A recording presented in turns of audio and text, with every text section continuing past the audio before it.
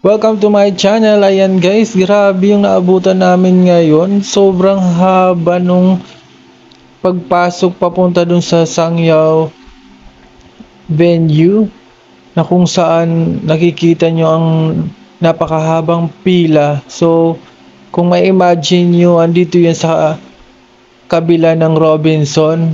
Papunta pa dun yan, dun sa pinakakalsada hanggang sa dun sa entrance. So, expect everyday yan hanggang sa matapos yung fiesta ng Tacloban. So hope you enjoy this quick tour dito sa loob mismo at dun sa peryahan. Thank you for watching.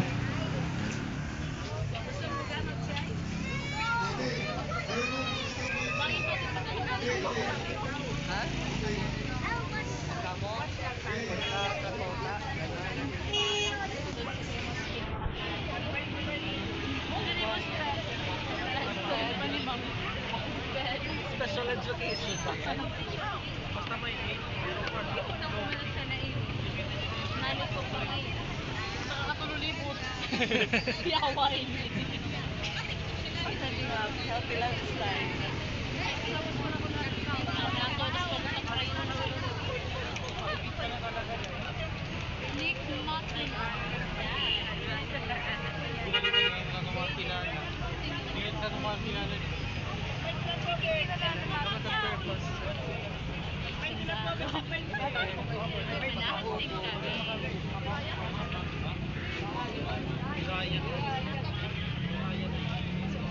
Bata yun, mag-iinom kami.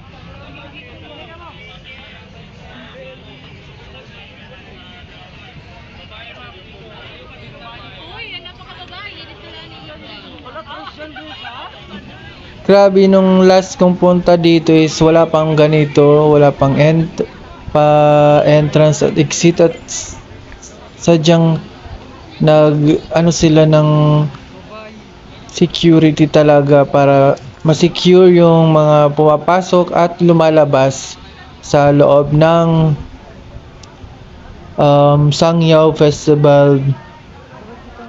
So makikita nyo talaga na maraming pwede kayong pwestuhan dito, barbecuehan, inuman, at the same time may mga live band dito sa area na to. So nagre-range yung table dito 5k to 7k at pinakamura is 2.5.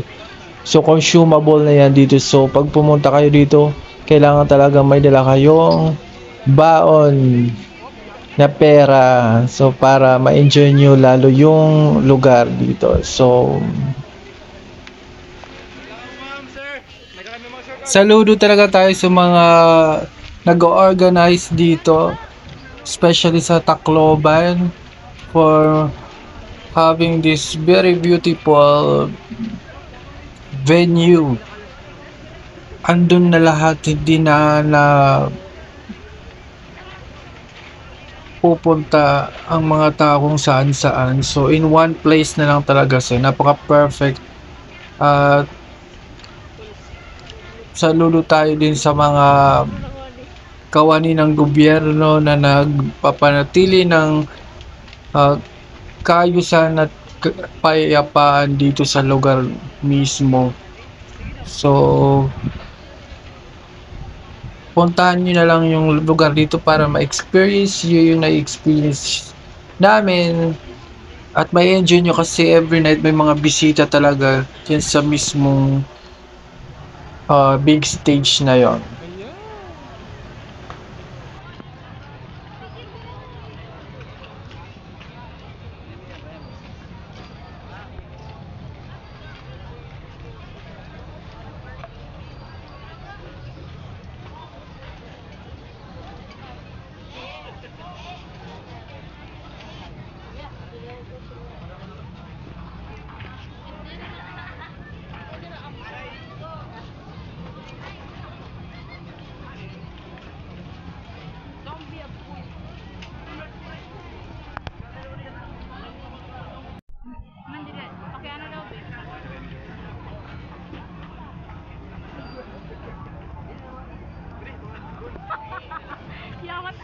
Kaliwat luto, kaliwat.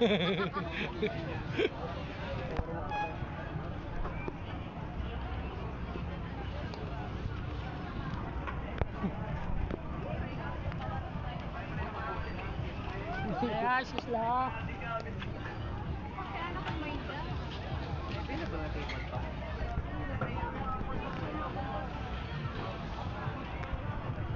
So bali guys, naghahanap kami dyan ng table na kung saan hindi consumable package yung ino-offer nila. So sa loob pala mga package ang meron doon na kung saan kukonsume mo yung worth 5K to 2.5, depende sa dami nyo, depende sa table.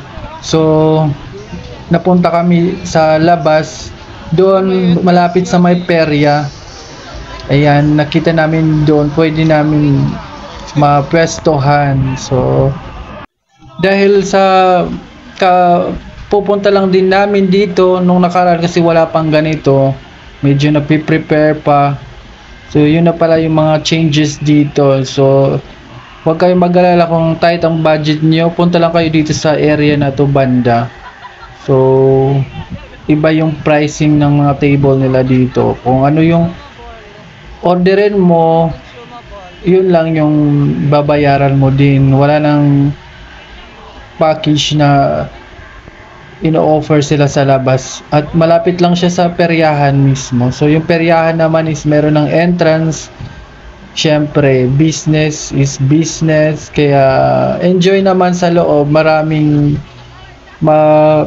paglalaruan doon.